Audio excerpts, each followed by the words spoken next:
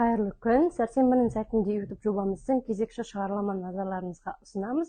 Бүгінгі біздің қонағымыз Қарағанды зерттеу университетінің философия факультетінің бірінші курс студенті Анастасия.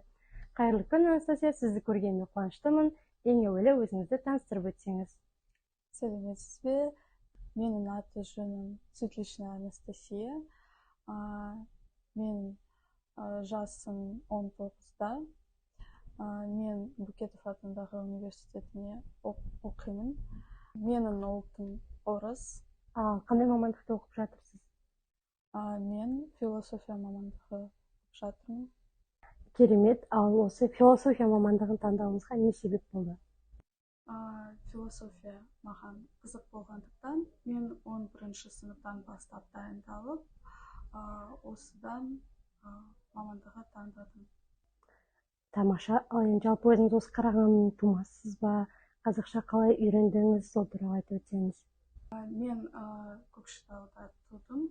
Менің қазақ тілі өмір бойым үйрендім келемін деп айтуға болады. Бала кезінен қазақ тілі қызығым.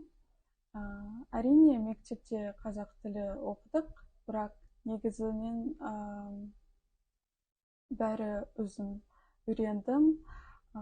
Сонымен қатар достарым маған көмектеседі, бірге араласамыз, олар маған үйренеді. Тамаша. Анастасия, ал тағы қандай қызығушылықтарыңыз бар? Немен айналысасыз? Мен 9 жыл бойы шаңғымен айналыстым.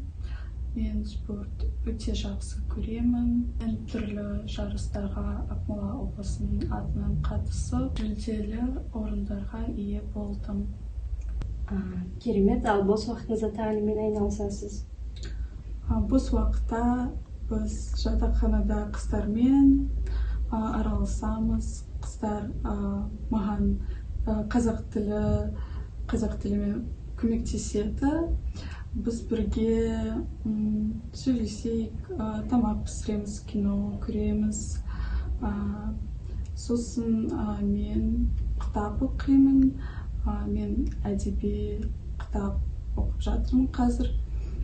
Тамаша. Қандай кітап оқисыз? Қандай жанр ұнайды? Қандай жазушы ұнайды? Мен Агата Кристи жақсы көремін, Стефани Майер жақсы көремін. Олар фантастикалық жанрда жазады. Осы кітаптар маған өте ұнайды. Жақсы. Енді оқу жылының бірінші семестрі аяқталып қалды. Жалпы бірінші семестр қалай өтті? Демалысты алда Көкшетауға қайтасыз ба? Бірінші семестр қызықты болды. Семестр жақсы өтті. Я Көкшетауда қайтамын. Жақсы. Ал енді жаңа қалаға үйрену қиын болған жоқ па сізге? Жаңа қалаға бірден үйренесіп кеттім деп айта алмаймын, бірақ үйрену қатты қиын болған жоқ. Жаңа жылды мен достармен, жақындармен кездесіп қарсы аламын. Керемет. Анастасия, бүгінгі сұхбатыңызға уақыт бөлгеніңізге көп рахмет. Алдағы демалысыңыз жақсы өтсін. Келе жатқан мерекемен құттықтаймын. Рахмет.